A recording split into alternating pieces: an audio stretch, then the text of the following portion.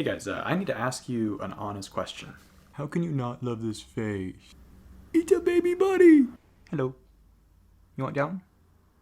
This is what my life has become. I just chill out on the floor and snuggle. Now that was a little rocky right there, and if you think he's cute, you clearly need to subscribe. I turned off the air conditioner so I could film this. Bad idea. So Mama recently injured her foot. She hasn't been in too great of shape lately, but she's getting there. And it was such a sad thing that happened. Like, we lost all the other rabbits except this guy. That's why we named him Rocky, because he's a little fighter. That right there is the eye of the tiger. So we found Mama on the side of the road, and I was just like, I can't just let this little guy die. And these types of rabbits, these are Havana rabbits, like these aren't even native to Canada. It's clearly somebody's pet that they just abandoned. Yeah, let's just say our lives has changed. I have to say, if someone would have told me how much work would go into this, I probably wouldn't have said yes, but I'm so thankful.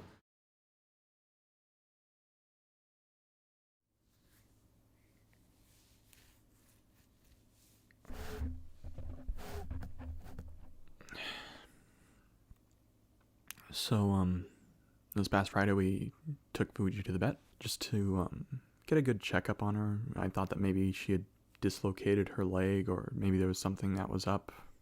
Apparently, this rabbit that we picked up, she had some sort of a parasite, and it had affected her brain, and it started to paralyze her. I thought that maybe it was a muscle problem or something along the lines. We theorized that it might be neurological, but I really had hoped that it wasn't. And the vet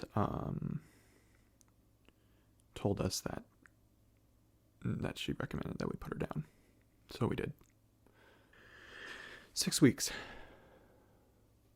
We had this rabbit for 6 weeks. How can you grow so attached to something in 6 weeks? Honestly, I don't get it. It seemed like such a big answer to prayer at the time. You know, we were in the middle of coronavirus. We weren't able to touch each other or, have human contact, and I felt like I was really missing that. And this just seemed to be something that God provided us with, for both Cynthia and I, to fulfill that and to give us kind of give us this human connection that we all need. And it didn't go quite as I expected. We would just sit on the floor. The floor would be covered in hay. The lounge would be an absolute mess. But we would just sit there with her, and she would just lick our hand, and we would just hug her and pet her. That was something that, I'm going to miss a lot. This rabbit has taught me a lot. And even though I'm, frustrated, and I don't get why these sort of things happen, why it had to go down this way, why I have to feel the way that I feel, this whole thing has been kind of a roller coaster. It's been a big mess. And it's easy to be angry, but I'm still thankful. I would do it again. Why am I even making this video? This is just an emotional bleh. This video has nothing to do with cameras or, videography, creative stuff. It has nothing to do with that. I still wanted to just share my heart, let you guys know what's going on in this head of mine.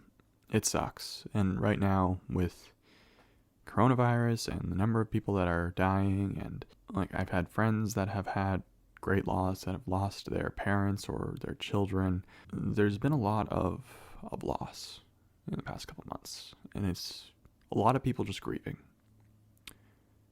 And here I am holding this rodent. I know it's not the same. I know I'm not a father, but this rabbit taught me so much about what it means to be a man, what it means to be a father. I'm walking into Walmart, and I'm picking up baby powder for taking care of her skin, and I'm buying these little trinkets, these little toys, and I'm not ashamed of it. Normally I would buy these sorts of things and I would put them inside the shopping cart, but I would cover them up with other items like a barbecue coal or, motor oil, I don't know, something that seems more manly. And then I would have to go to the self-checkout aisle, but I was excited. I know it's not the same. I know I'm not a father, but I think that this rabbit has taught me what it means to have a father's heart, and what it really means to be a real man. Oh, look at you kick. Oof. And she just peed everywhere. Oh boy. I just changed, and I just took a shower. You know what? It's okay. It's actually not that bad. I prefer her peeing on me than on herself, which is not what I expected to say.